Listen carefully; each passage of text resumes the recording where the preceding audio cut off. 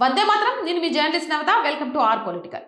April ఈ నెల భారతీయులందరికీ గుర్తుండే ఉంటుంది. గత ఏడాది ఏప్రిల్లో భారత్ కన్నీరు పెట్టిన మాసం. 2025 ఏప్రిల్ 22న జరిగిన పహల్గాం ఉగ్రవాద దాడికి మరో 20 రోజుల్లో ఏడాది పూర్తవుతుంది. ఈ విషయాన్ని భారత్ మర్చిపోయిందనుకుంటున్న పాకిస్తాన్ మరో దుస్సహనానికి సిద్ధమవుతోందని నిఘా వర్గాలు హెచ్చరిస్తున్నాయి. పాకిస్తాన్ చేస్తున్న ఆ కుట్రేంటి, భారత్కి ఏ విధంగా నష్టం కలుగుతుంది, ఈ వీడియో ద్వారా తెలియజేస్తా. 2025 ఏప్రిల్ 22న జరిగిన పహల్గాం దాడిలో 26 మంది అమాయకులు ప్రాణాలు కోల్పోయారు. ఉగ్రవాదులు 22 గంటల పాటు కొకర్గార్ అడవుల్లోంచి భైసారాన్ లోయ వరకు ట్రెక్కింగ్ చేసి ఈ దాడికి పాల్పడ్డారు. ఈ దాడికి తామే బాధ్యత వహిస్తున్నట్లు నిషేధిత ఉగ్రవాద సంస్థ ది రెసిస్టెన్స్ ఫ్రంట్ ప్రకటించింది. ఇది లష్కర్ ఏ తోయిబాకు అనుబంధ సంస్థ.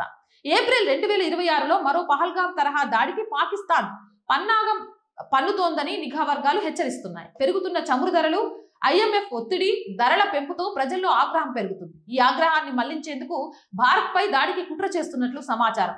ఆఫ్ఘనిస్తాన్తో యుద్ధం, ఖైబర్ పఖ్తుంఖ్వా, బలూచిస్తాన్లో పాక్ వ్యతిరేక ఉద్యమాలు కొనసాగుతున్నాయి. అమెరికా ఇరాన్ యుద్ధంలో బిజీగా ఉండడంతో ఈ సమయాన్ని వాడుకుందామని పాకిస్తాన్ భావిస్తుంది.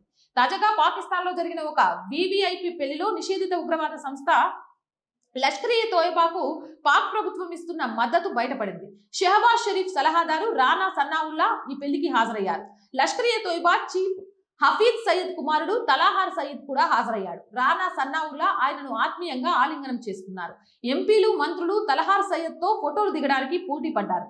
హఫీజ్ సయ్యద్ ను 31 ఏళ్లు జైలు శిక్ష పేరుతో జైల్లో పెట్టినా అడిగిన ప్రతిసారి బెయిల్ ఇస్తూ పాక్ ప్రభుత్వం ఉగ్రవాదానికి ప్రోత్సాహం ఇస్తుందని ఈ సంఘటన నిరూపిస్తోంది. ఇక రక్షణ వర్గాల సమాచారంతో రక్షణ మంత్రి రాజ్నాథ్ సింగ్ స్పందించారు. పాకిస్తాన్ భారత్ పై దాడికి పాల్పడితే దానికి దీటుగా మరింత కఠినంగా సమాధానం ఇస్తామన్నారు ఆయన. భారత సైన్యం సిద్ధంగా ఉంది అని ప్రకటించారు. మరోవైపు భారత్ జమ్మూ కాశ్మీర్ సరిహద్దుల్లో నిఘాను పెంచింది. ఉగ్రవాద కదలికలపై నిరంతరం నిఘా ఉంచుతుంది. సైనిక సిద్ధతను పెంచింది. అమెరికాకు చెందిన కౌన్సిల్ ఆన్ ఫారెన్ రిలేషన్స్ 2025 డిసెంబర్లో విడుదల చేసిన నివేదికలో 2026లో భారత్ పాకిస్తాన్ మధ్య మరోసారి తీవ్ర ఉద్రిక్తతలు జరుగుతున్నాయి. 2025లో జరిగిన ఆపరేషన్ సింధూర్, సరిహద్దుల్లో ఉగ్ర కదలికలు, ఆయుధాల పోటీ ఇందుకు కారణమని తెలిసింది. భారత్ లో కూడా ఆపరేషన్ సింధూర్ ను హోల్డ్ లో పెట్టామని, అవసరమైనప్పుడు 2.0 మొదలు పెడతామని భారత్ హెచ్చరిస్తోంది. పాకిస్తాన్ కుట్రలు ఏమైనా సరే భారత్ అప్రమత్తంగా ఉంది. 2025 పహల్గాం దాడి తర్వాత భారత్ సరిహద్దు భద్రతను కట్టుదిట్టం చేసింది. ఉగ్రవాద కదలికలపై నిరంతరం నిఘా ఉంది. పాకిస్తాన్ మరో దుస్సహనానికి పాల్పడితే 2019 బాల్కోట్ ఎయిర్ స్ట్రైక్ కంటే కఠినమైన సమాధానం సిద్ధంగా ఉంటుందని రక్షణ శాఖ స్పష్టం చేసింది. బలమైన భారత్ తో పెట్టుకుంటే ఏమైందో తెలిసి పిచ్చి కూతలు కోయడం వెర్రితనం. అండ్ రోజు చెప్తున్నాను, our group of channels, our voice, our political, our Samskriti, 3 మన channels. So please subscribe our channels. Content బాగుంది అనిపిస్తే లైక్ చేయండి, షేర్ చేయండి.